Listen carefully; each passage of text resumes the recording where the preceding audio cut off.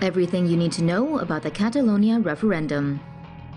On October 1, 2017, Catalonia voted for independence despite massive opposition from the central Spanish government. To understand what triggered their bitter divorce, we need to dive back into their long and rocky relationship. The northeast region of Catalonia is one of Spain's 17 autonomous communities. It's home to 7.5 million people and has its own distinct language, history, and culture. Catalonia was once under the Kingdom of Aragon, which unified with Castile in the 15th century. It remained a state until it was defeated in the 1714 Siege of Barcelona, and its sovereignty was abolished. Under the newly centralized Spanish realm, Catalans were forced to adopt the Castilian language and customs. The region regained autonomy when Spain became a republic in 1931, but lost it again during the Franco dictatorship. Franco's death restored democracy, allowing Catalonia to have its own parliament, police force, and education system.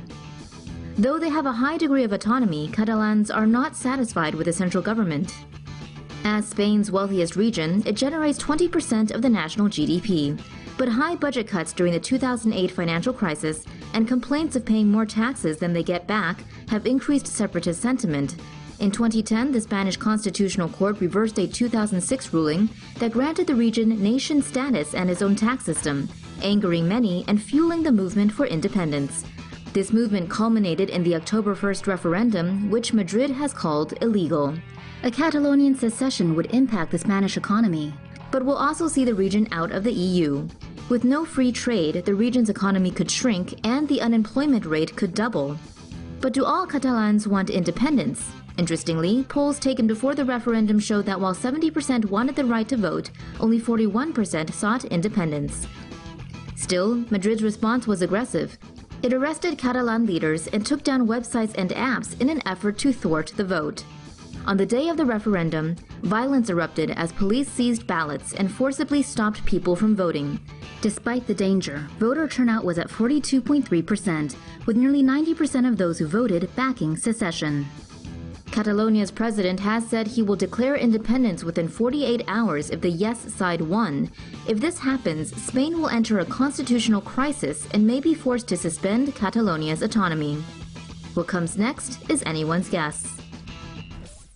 Freedom! Man told to take down American flag, would rather be evicted.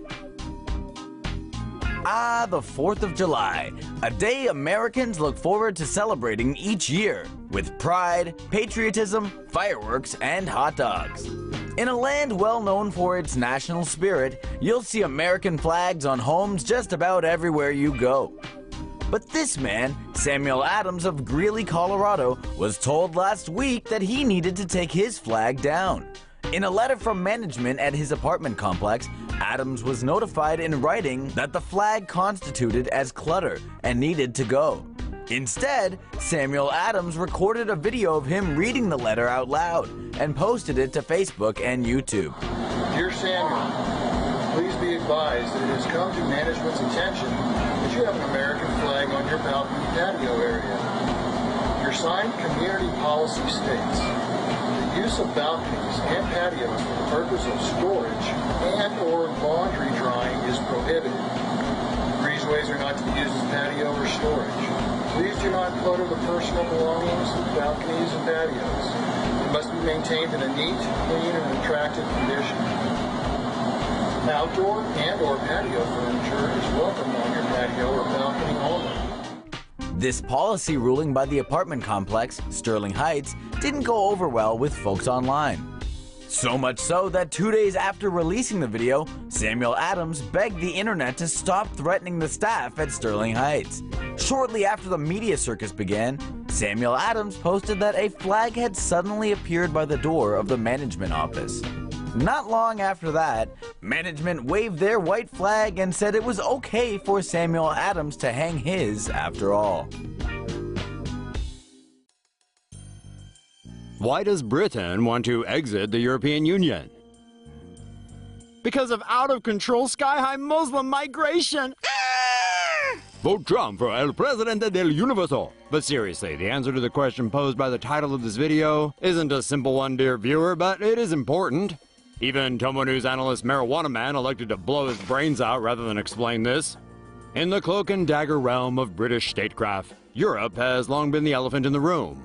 But if you think it's just because of migrants and the free state cash and health insurance they're supposedly showered with upon entry, then you'll find you're actually quite right. But we'd be doing you a disservice if we left it at that. Many British believe their government treats EU migrants better than themselves. Blame for this is largely placed on European laws, which override British laws. As it currently stands, EU migrants entering the UK can work freely and claim state welfare, such as unemployment, healthcare, and child benefits. Britons can also do the same in any other EU country. British Prime Minister David Cameron renegotiated these issues so that EU migrants can only claim benefits after living in the UK for 4 years. Cameron also ensured that Britain would permanently be able to keep using the pound and protect the UK from the sometimes volatile Eurozone. The uncertainty caused by the UK's European future has shook the markets, with many uncertain how the continent will look if Britain votes to leave. The contention has led to the UK's in or out EU referendum on June 23, 2016, also known as the Brexit vote. So in review, a simple answer to why does the UK want to break up with the EU may simply be that Europe enjoys taking a crap on British law, and Britons don't like being crapped on.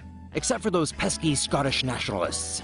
They'll happily take Europe's crap over Westminster's crap any day of the week, which is probably why they say, if the UK votes to leave the EU and Scotland wants to stay, there'll be another vote on Scottish independence. So to the Scots, we say this: freedom! Coming to you in 2017. Probably. Lawmakers may lose council seats after standing up for Hong Kong.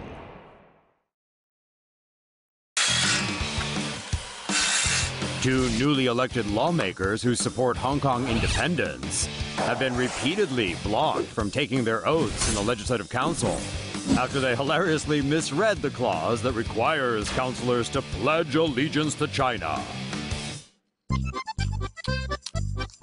Now, China and the pro-Beijingers are all butthurt and want to stop Yao Wai-ching and Sixtus Leung from joining LegCo.